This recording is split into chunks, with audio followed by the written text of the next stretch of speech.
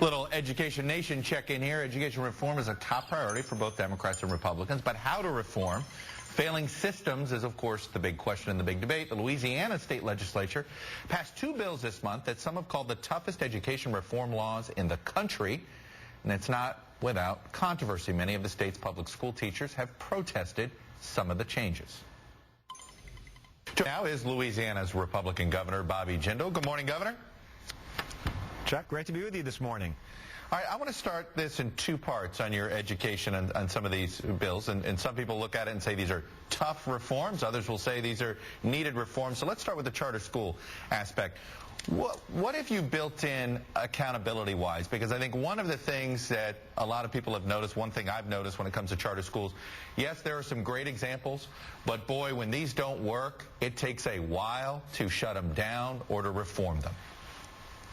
Sure, and let's start off with Louisiana's experience. You know, pre-Katrina, we had one of the worst public school systems in New Orleans. Today, 80% of the kids in New Orleans are now in charter schools, the highest percentage of any city in America. The results have been astounding.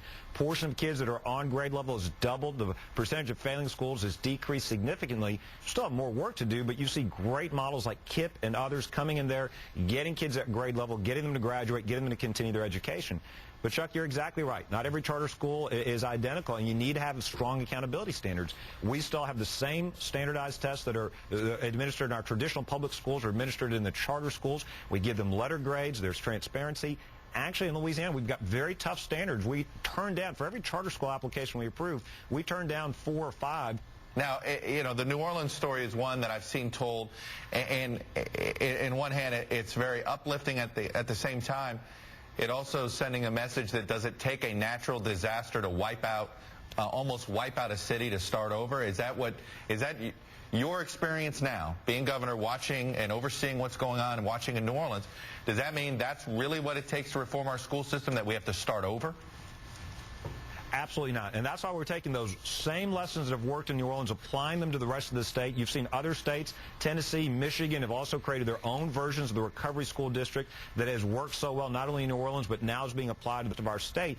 What we've done is taken the lessons from New Orleans, applied that across the state. So, for example, when it comes to choice, we're allowing the dollars to follow the students to charter schools, public schools, traditional public schools, online courses, to private schools, parochial schools. What we have learned is that by empowering parents, you can make sure that children, whatever their zip code, whatever their socioeconomic status, whatever their race, their gender, can have a great chance to get a great education. No child should be trapped in a failing school. When I understand that, but what do you do? Let me ask you this. What do you do about the failing? You know, if you have a rush to a great school and you allow this openness and you have 2 or 3 different options, what do you do about the failing neighborhood school? Well, the second part of this is not only do you have to be willing to shut down failing schools, you've got to be able to give those schools the tools they need to improve. So, for example, the second big bill that we passed is to make sure we've got a great teacher in every classroom. For too long, for many of these schools that were falling farther and farther behind, they didn't have access to the best teachers. The most important thing you can do to improve a child's education is put a great teacher in that classroom. So we're changing our compensation policies. We've passed a comprehensive teacher evaluation program a couple of years ago based on student achievement. We're changed our hiring and firing policies, our tenure policies, all linking it to student growth, student achievement. And now we're rewarding teachers for taking kids below grade level and getting them above, to or above grade level. And before, those are some of the worst classrooms for our best teachers. They weren't rewarded or recognized for going into those classrooms. We've changed that in Louisiana. We're also giving parents a trigger. We're also giving parents a trigger so that before the schools have been failing for many, many years, the parents can vote to take over that school, turn it into a charter school, improve it so that we know these children only grow up once. It's wrong to tell these parents just to wait. So we're also empowering parents through a trigger option to vote to change their local schools. What's the pay? What should the pay scale be with teacher pay? Because we always hear about this. Everybody wants to reward good teachers, and with this fight with that governors and mayors have sometimes with teacher unions have to do with tenure and this or that. But it seems that there's been we can all talk about higher salaries for teachers, but there's still a limit on how much a teacher can make annually, and it seems part of the deal to entice somebody to stay in teaching as a career is the fact that it's going to come with good benefits. So are those benefits going to go away? No. A couple of things. One, we've cut, since I've been here, we've cut our budget 26%, but we've increased K through 12 spending by over 9%. We gave teachers, my first year in office, a pretty significant pay raise for the first time in many, many years, bringing them up to the Southern average.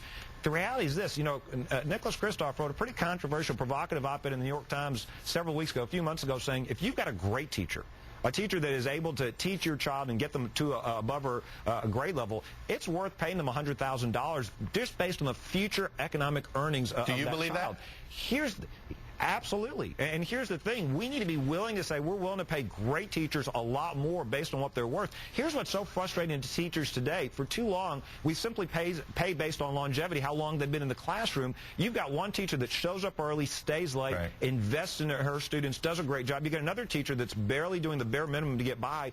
We pay them the same just based on how many years they've been there. We have changed that. So in Louisiana, we pay teachers now. We're going forward going to be paying them based on hard-to-teach subjects, teaching in hard-to-staff schools, high-poverty schools, how well their students are learning. We've done a value-added assessment, measuring the students from the beginning of the school year to the end, and we want to recognize and reward those teachers for improving student achievement. Think about what that does for their earning power. Think about what that does for lowering your incarceration rates, your health care costs. If we want to continue to improve the quality of life for our people, this is the most important thing we can do. As you know, we do a lot here at NBC with Education Nation. I want a quick turn to politics. Are you willing to go through the vetting process if you are asked by the Romney campaign when it comes to the vice presidential choice? Well, a couple of things. I've got the job that I want. We just talked about education reform. We're now in the middle of pension reforms in our legislative session. Huge, huge issue to make sure we don't mortgage our children's future. I'm going to support Mitt Romney, Governor Romney, and whoever he picks. I suspect he'll pick who he thinks will do the best job if they need to step into that job as president. But I'm supporting Mitt Romney. Would you say no to the vetting process if they called? Look, I've got the job that I want. I know everybody's going to speculate about who he's going to pick, who he's thinking about. I've got the job that I want, but I am going to be happy to support him and his ticket. That's not a no to the vetting process. I don't think it's going to be me.